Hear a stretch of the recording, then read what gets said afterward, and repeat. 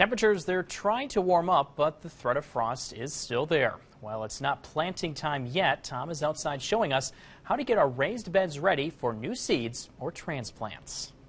Good evening, everyone. Welcome back. We're here, Justin out at Heritage House, and of course talking about our raised beds. Now, I know it's full right now, but this is an example of that.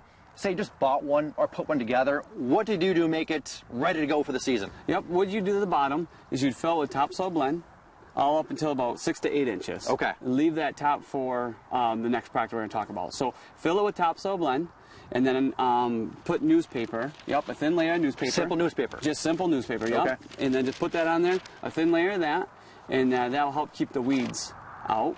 And then what you do for after that is put the Veg-E-Do on top of that and fill the rest of the way.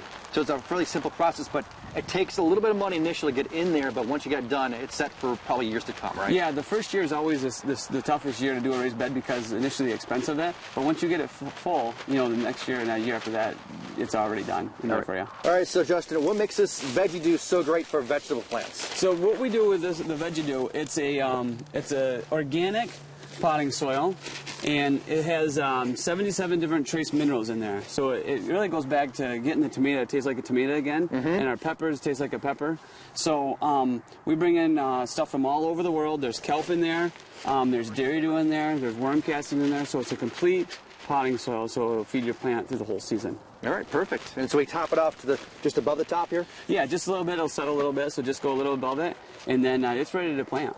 Well, Justin, we just finished it off. It looks pretty good just above the top level here. Yep, looks good. Make sure when you get this far, you water it in. There's no chemicals or polymers in here, so you got to water it in really well. Once you get that far, start watering it in. Make sure you get past just the top little crust there. Make sure you water it in thoroughly. So good, like 5-10 minutes at least water. Yeah. Just watch it dig down there. If it's still light and fluffy underneath, keep watering it. Okay, because right now we just put it down, and it is pretty fluffy, and just a light breeze is blowing it around. So that's good news, and the good news, even better than that, in fact, is that we'll be planting really, really soon. Yes, we're going to be planting soon, and we're all ready to get out of the house and start planting. Exactly. So this bed is ready to go.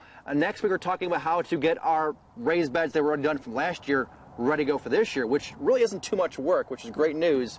And after that, it's planting season. We'll talk about that coming up next week.